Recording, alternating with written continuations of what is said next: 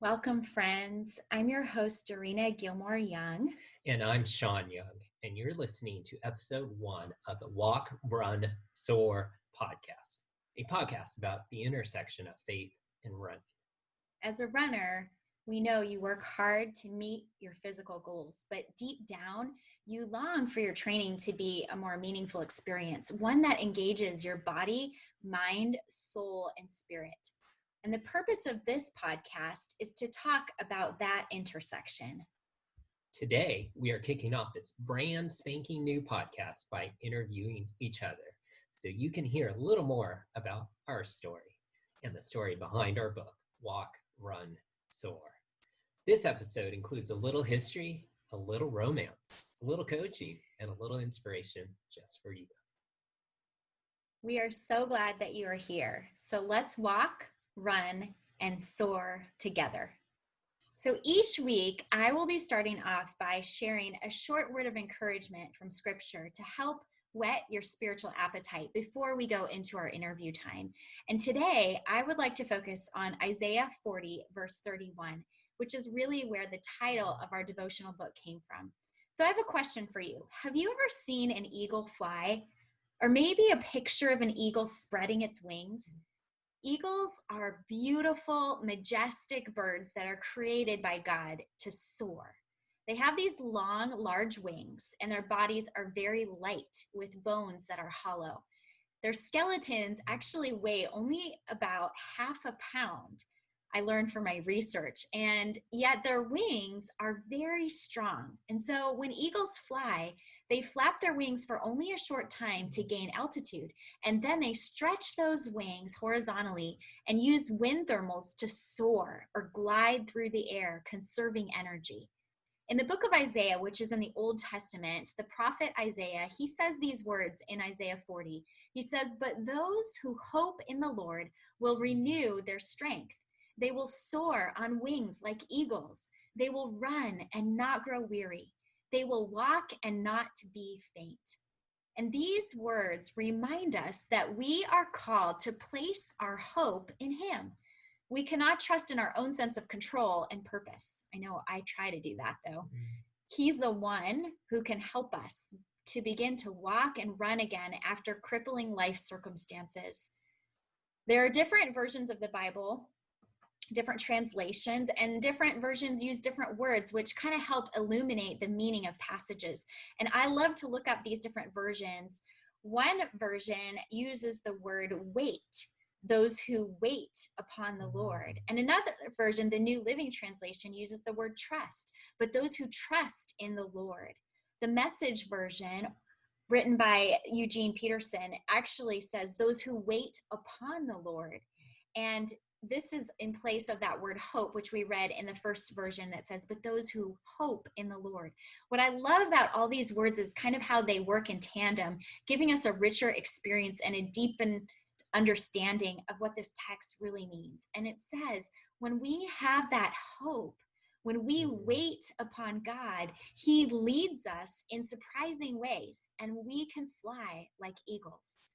So I want you to keep that in mind. Eagles, they use this thing called a wind thermal to help them fly.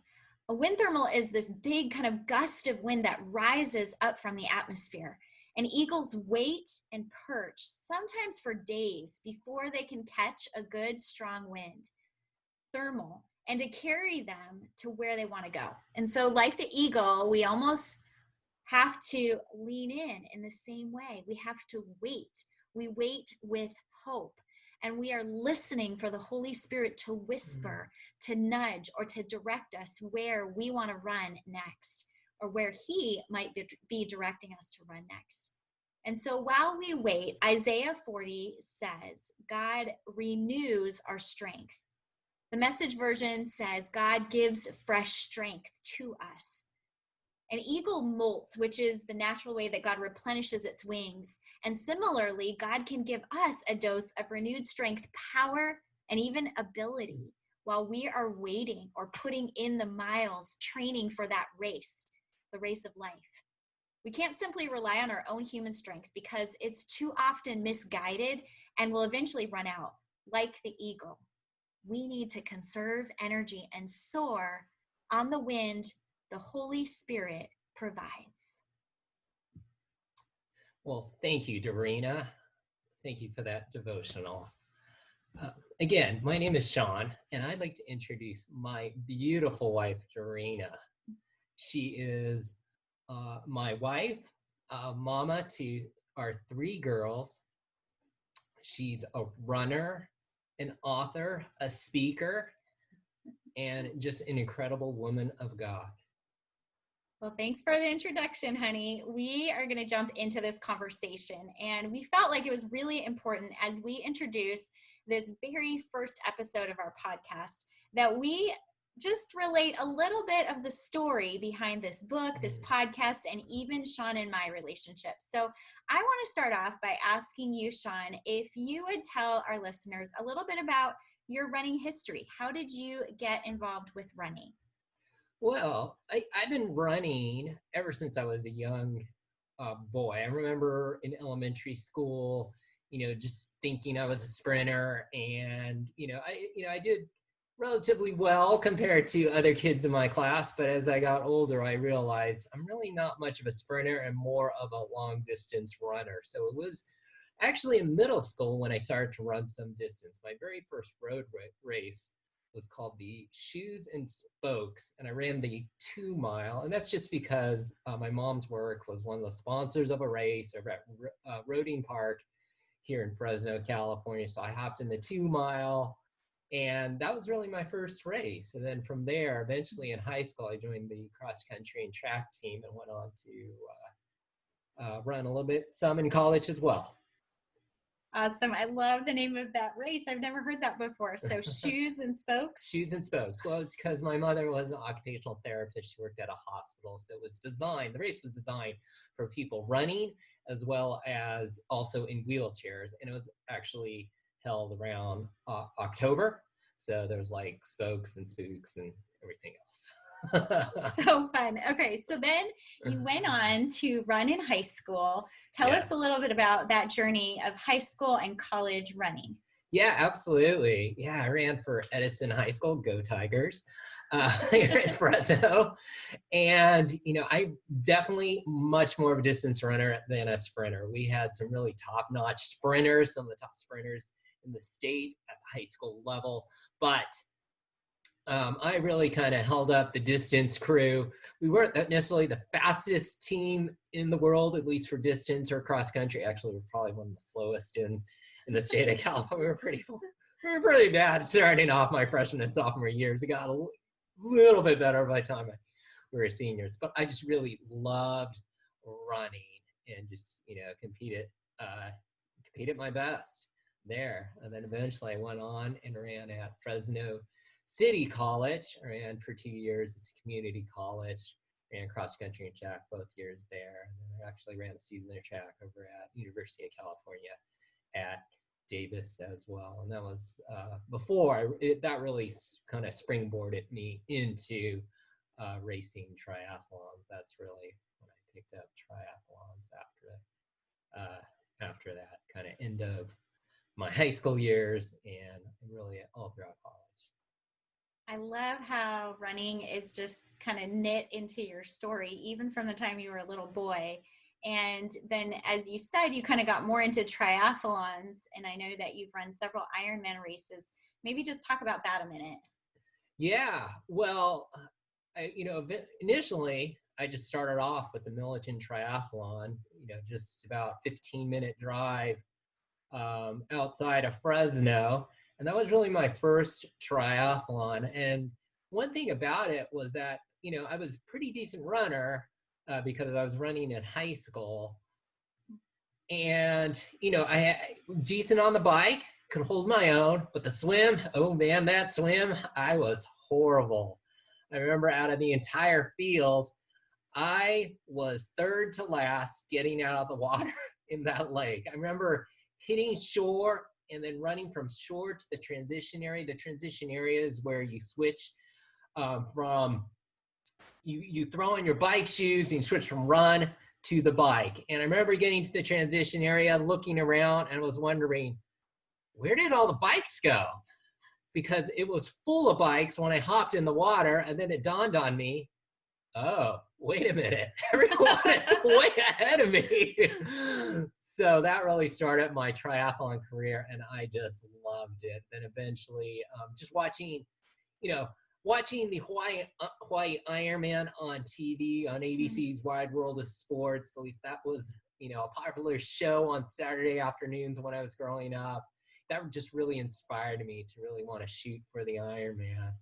I started doing a half Ironman, which is half the distance, then eventually getting into the full Ironman distance, which is a 2.4 mile swim, 112 mile bike ride, and then a marathon, a 26.2 mile run after that. And that's really kind of where I that was my focus for a number of years, was Ironman triathlons. Oh man, legit. That's all I have to say. I don't even know if my body can compute that distance, and definitely not that swim. So, so Dorina, honey, when did you fall in love with running?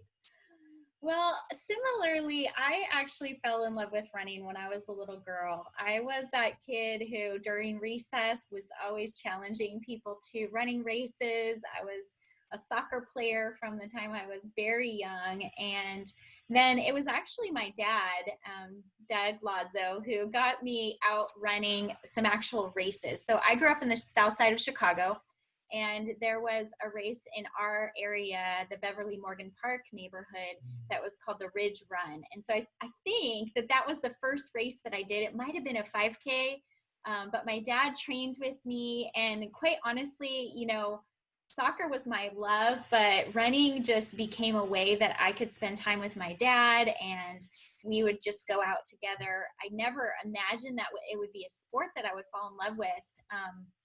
But basically, continued to play soccer. And then when I was in 8th grade, I think my mom had taken me, and we were talking with the high school soccer coach at my school. I went to a private school in Chicago, and just talking to him about soccer, my love for soccer. Well, our school was so small that we did not have a girls' soccer team.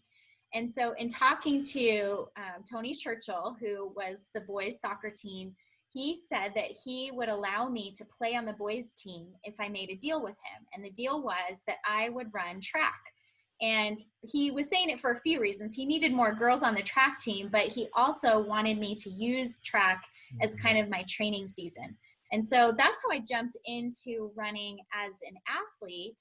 I ran high school track, and I started out more in the middle distance because I had endurance from playing soccer.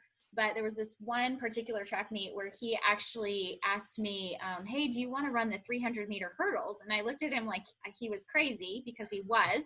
But I actually said, okay. He took me out to the middle of the field in between races. He taught me how to run over the hurdles very quickly, and I ran in my first 300-meter hurdle race. And it was so fun. I did not expect to fall in love with that race, but there was just something about the challenge of those hurdles and coming from behind in that race. And so really I dedicated my time in high school to running 300-meter hurdles. And then I also did the relay races and the 400. Sometimes I would do the 200 as well. Wow. So going from soccer player to track athlete. Yeah, definitely fell in love with track during those years. I still played soccer for 4 years of high school, but running then became a little bit more prominent in my life and in my story. And I've never stopped running since, even though I'm doing a little bit longer distances now. So I want to ask you a question, or at least let you start us off, because I think it's really important for our listeners to hear about our connection and kind of how we met. So I'm going to let you tell your version, Shawn, of just how we met and how our story together began. My version. All right. Well, from what I recall, it was back in 2001 when there was this guy.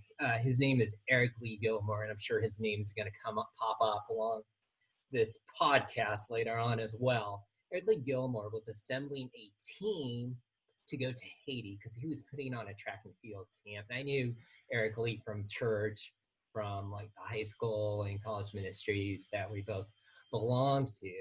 And this was after, kind of the young adult years, at least my young adult years. And he was assembling, he just wanted to get a team together, go over to Haiti and put on this camp, teaching kids how to run, jump, and throw. And since that was my passion, I was like, yes, let's do that. And, I was asking him about like, well, who else is joining the team? And he mentioned this girl named Dorina. And I was like, Dorina, I have no idea who she is. And, eventually on that team, he decided to pair people up as prayer partners. And lo and behold, he paired me up with Dorina, who's sitting right next to me. If you're watching this on YouTube, yeah, she's right next to me. And so we went over there. That was the very beginning. So we went over there and we actually were prayer partners, and we actually coached hurdles together as well, because back in college, I ran in the steeplechase, which is a hurdling event. And so we both had some knowledge about how to hurdle. Awesome. Well, thanks for getting us started on the story, but there's a little bit more to the story. Yes. I know I've already mentioned Lee Gilmore's name a couple times now. So, Dorina, can you please tell our audience about, like, who is this Lee? Well, Lee was this guy who was a leader at our church. We were part of the young adult ministry, and I met him through leadership at church as well. I heard about this mission trip to Haiti that he was leading. And then when I heard that it was a track and field camp, I was like, oh my goodness, I share this passion for running and track. And so I went to go get more information. And long story short, God just really led me to say yes to go on this mission trip. I was still pretty new to the church and getting to know people, but I thought this would be a great way to use some of my love for running and also to get to know people from my community. So I went on that first trip. I think it was 2001. Yes. And Shawn was on that trip. He was my prayer partner, as he mentioned. And then Lee was our leader. And there was about maybe 7 or 8 other friends. We became really tight friends during that trip. All of us just bonded, and we were all kind of in the same life stage. We were young career people.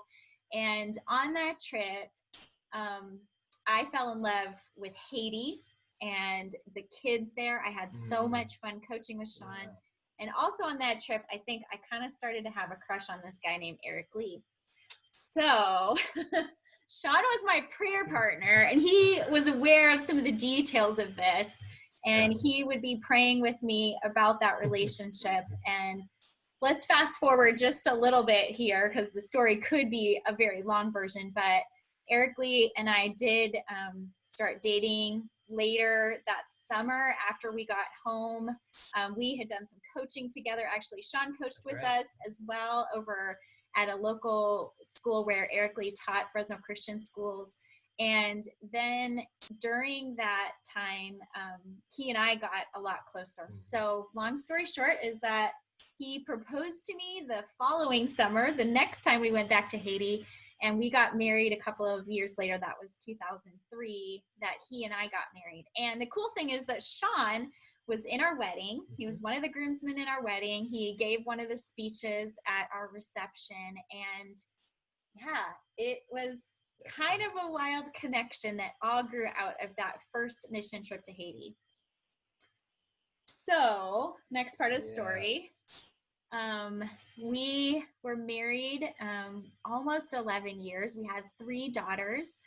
My oldest daughter right now, Melanie, is 14, and middle daughter is 11, Giada, and youngest daughter, Zayla, is 8 years old. But something very significant happened in our life in 2014. Lee and I were operating now a nonprofit organization that was in Haiti. And we had been doing that for several years. I knew in marrying him that I would be doing a lot of ministry in Haiti. We felt like we were kind of in a sweet spot. But in May of that year, we received a very devastating diagnosis. Lee had this bump that had been growing on his hip, and we thought it was a sports injury, maybe something running related. But actually, it turned out to be a tumor. And that tumor was stage 4 melanoma cancer. And just, sadly, that summer went very quickly, and Eric Lee went to heaven in September of 2014. And so that's where our story took this sharp turn that I never would have imagined. Yeah, that was such a tragic event. I remember that time period quite vividly. Yeah. So, Dorina, tell me, how has running been part of your grief journey regarding the passing of Eric Lee?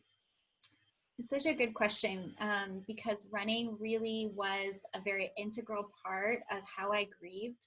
I didn't have any kind of like formal therapy. I did have a couple of times where I met with a counselor, but as I was processing my grief, I got back out there and started running again. And at first I wasn't sure if I could really do that without Eric Lee, because we had run so many miles, so many races together, but it was one of those things that I knew I had to redeem. And so running through that time period, 2014, even to the present, so this is like 6 years later now, right? And that running has been for me a place where I could just release my energy, my grief. I could talk to God. I could cry out to him and ask questions. And so I really feel like it is the way that I processed a lot of my grief. I mean, obviously our kids were ages 2, 5, and 8 when he went to heaven. And so there was still so much kind of heavy lifting that I had to do in my mothering work at home. And I was constantly with the girls and really trying to walk them through their grief. So I feel like maybe the only respite that I had was to go out and run. And I would do that a couple of times a week with some mommy friends. And that was really the place where I met with God, and where he just really showed me that he saw me, that he cared for me. He showed me his glory through creation and just really encouraged my heart. And so, that was part of our story. And, Shawn, I want to get to this part where you entered back into my story. We actually had seen each other at Eric Lee's funeral. I had invited Shawn to come and share some scripture. And obviously he flew out for the funeral. He was living in Maryland at the time. And I was so grateful just for him being there, for him being present for me. And I'm trying to think, okay, so the next thing that happened, maybe a few months later, is that you ran Ironman Maryland, right? In honor of Eric Lee. Yeah, I ran Ironman Maryland. Actually, it was the week after the funeral. Wow. So it was 1 week after the funeral. I just kind of dedicated the race to him. Kind of put his initials on my forearm so I could just remember that when, remember him throughout the race, regardless whether it was swimming, biking, or running. He was right there with me. Awesome. Well, and I didn't really know that you were going to do that, but I remember seeing you posting on social media about your race and pictures, and some of our mutual friends were sharing about your race. And I was just back here in California, just so touched that you would dedicate that race to him, and even just seeing how you gave God glory in the process, which is something that Eric Lee was super passionate about. And so that was something that kind of precipitated me calling you. And I'm not sure the timeline, maybe a few weeks later, but I felt like I wanted to call you and just thank you for running that race. And so Shawn and I, through the years, we had always stayed in touch. He was one of Eric Lee's best friends. Whenever Shawn would come and visit us in Fresno, in California, he'd stay with us, or he'd come have dinner with us. So it was very comfortable. It wasn't too far of a stretch for me to call you. And I remember calling you, and then we kind of started making this like little phone date. Yeah, it was like a weekly date, because I believe that you were dropping the girls off at a grief session for kids.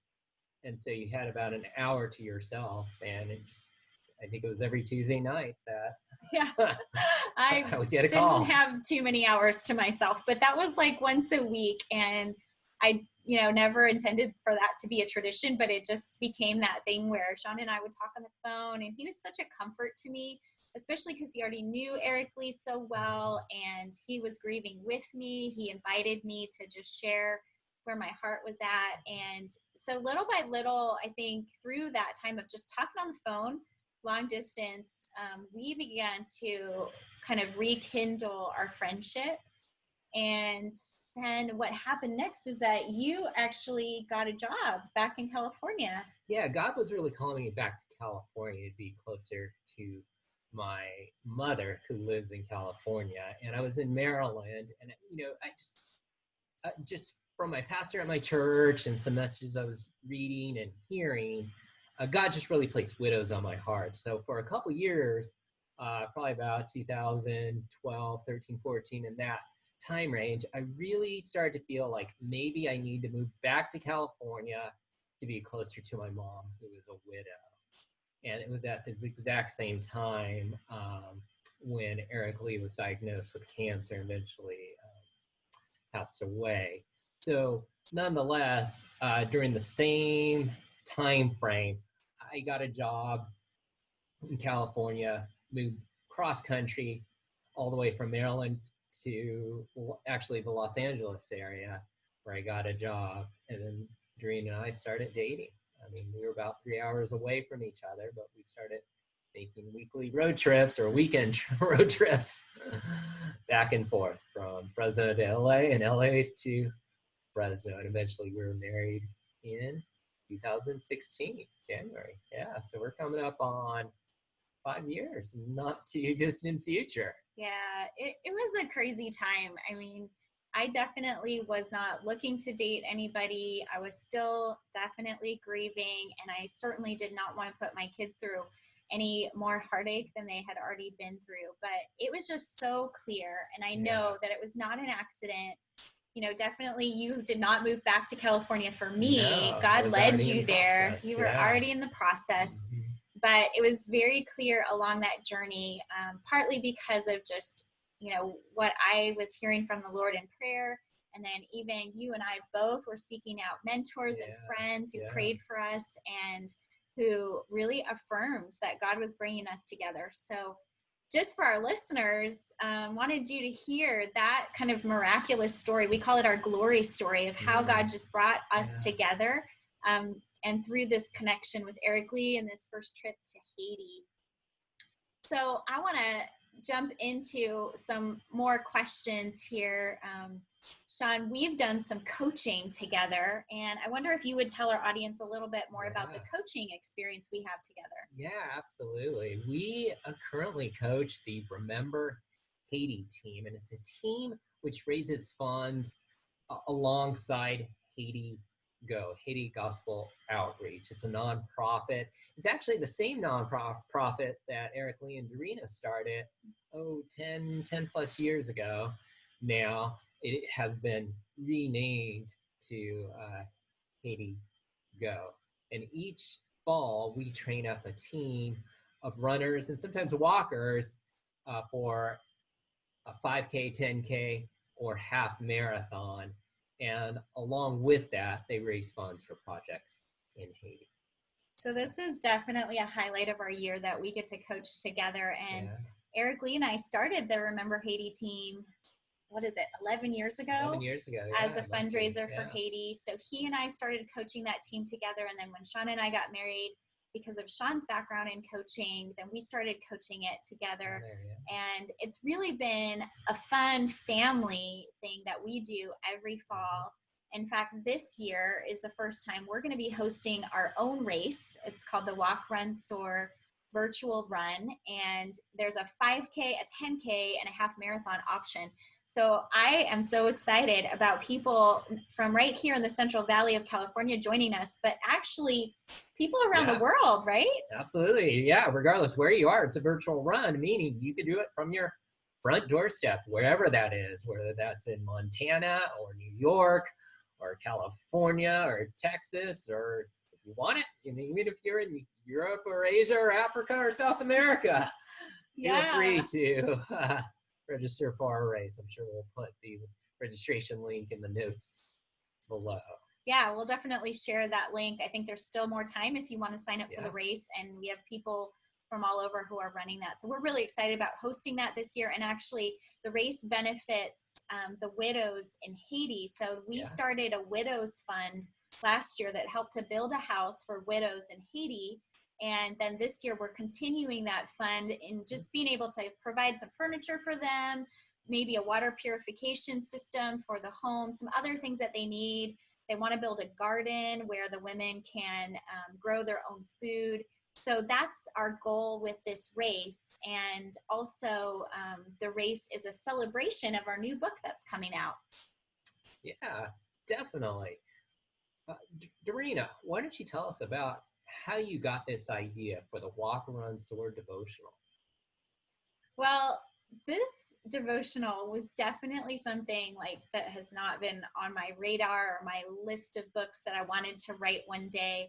I'm an author, former journalist. I've been writing children's books, and then this book idea kind of came about really from the suggestion of some friends, some other runners, and my agent, Cynthia, because whenever I'd go out on a run, I'd use my little Runkeeper app. And then when I'd come home, there was a section that you could write a note or a reflection. And I'd oftentimes just like reflect on something that God had shown me as I was running, whether it was something beautiful that I saw or a lesson that he was kind of knitting into my heart. So long story short with that is that a few people from different directions suggested, hey, you should write a book about this.